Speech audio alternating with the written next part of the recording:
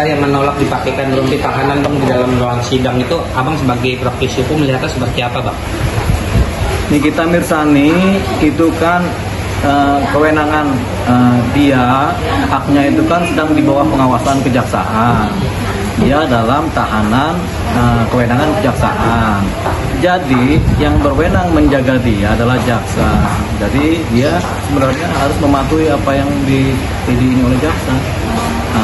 Jaksa menyikapi bagaimana dia harus patuh, karena dia haknya itu sedang di bawah kewenangan jaksa. Kan dia berada dalam masa tahanan jaksa. Jadi yang berwenang jaksa. Jadi dia harus mematuhi itu. Kalau dia berada di kewenangan polisi, dia harus mematuhi polisi, aturan-aturan polisi, baik yang tertulis maupun tidak tertulis, baik yang hukum maupun yang etis. Gitu. Jadi dia harus mematuhi itu. Jadi kalau jaksa bilang, ayo kalian Nikita, Anda harus berangkat dengan kami, ya berangkat. Gitu. Jangan kemudian menolak. Jadi itu persoalan aturan dan prosedur. Kenapa? Karena Nikita berada di bawah pengawasan jaksa.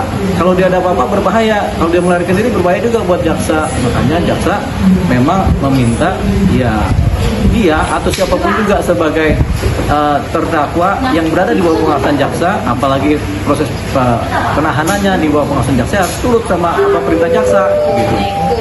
Bang, tapi kan itu dia masih terdakwa nih bang. Terdakwa? Maksudnya masih terdakwa nih, kan belum terpidana. Tapi apakah pantas sudah melakukan seperti itu? Ya memang begitu. Kalau dia sebagai terdakwa berarti kan di bawah pengawasan jaksa yang berwenang. Kalau dia sudah diputus bersalah dan ditaruh di lapas menjalani masa hukuman, berada di bawah kewenangan lapas. Dia harus mematuhi apa kata sipir, sementara dia harus mematuhi apa kata jaksa. Kalau dia berada dalam proses penyidikan di mana dia ditahan di bawah wewenang polisi, dia harus mematuhi apa kata polisi. Bang, itu pakemnya. Bang, itu bisa menjadi hukuman memperberat untuk Nikita Mirzani sendiri. Iya, nanti kalau dilihat oleh majelis hakim, itu akan menilai. Apa yang dinilai adalah perilakunya, tata cara di persidangan, sopan santun namanya. Sopan santun di persidangan bagaimana? Kalau tidak sopan, tidak santun, ya hakim bisa memperberat hukumannya dengan alasan itu. Untuk fansnya juga bang yang membuat di ruang sidang itu seperti apa bang untuk para fansnya bang? Ya, nggak cuma perkara Nikita Mirzani, banyak perkara di mana para pendukungnya itu sering membuat ricuh, baik di dalam persidangan maupun di luar persidangan. Di dalam persidangan, ketika dalam sidang tiba-tiba ramai ribut, atau di luar persidangan dengan demonstrasi, itu biasa begitu. Tapi itu tidak dilihat oleh majelis hakim sebagai sesuatu yang memperberat posisi terdakwa. Itu hanya dianggap sebagai dinamika di dalam persidangan, dalam proses sidang ada pendukung kan, jadi ada di dalam persidangan, ada di luar persidangan. Nah, majelis hakim hanya minta bantuan keamanan untuk menjaga supaya proses persidangan berjalan tertib dan aman. Abang sebagai praktisi hukum sendiri, ada pesan bang untuk pendukungnya Nikita Mirzani bang? Kemarin kan sempat ada keributan juga bang. Ya, keributan seringkali tidak terhindarkan kalau ada gesekan-gesekan para pihak ya, baik yang pro maupun kontra. Tapi sebaiknya kedepankan sopan santun, etika, kepala dingin sehingga tidak timbul keributan. Jangan ada provokasi. Tapi setiap persidangan seringkali ada provokasi dari pionir-pionir yang tujuannya untuk memperkeruh keadaan kan. Tapi baiknya kepada semua pendukung, baik pendukung Nikita Mirzani maupun pendukung Reza Gladys, supaya tertiblah dalam bersidang. Itu aja paling.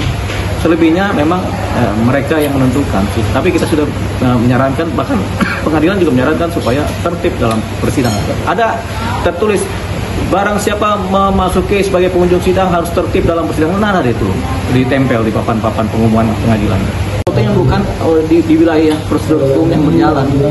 Bang, harusnya prosedur seperti apa bang ketika Nikita Mirzani mempunyai rekaman bukti? Ketika Nikita Mirzani katanya punya bukti rekaman yang belum tentu otentik juga, yang belum tentu terverifikasi juga, dia harus taruh ini kepada apa? Sebagai laporan bukti awal, petunjuk di mana? Di laporan baru ke kepolisian. Patut diduga ada yang menyuap dan ada yang disuap, kan begitu. Laporannya apa? Laporan penyuapan, korupsi. Tempatnya ada di Barreskrim, ya kan?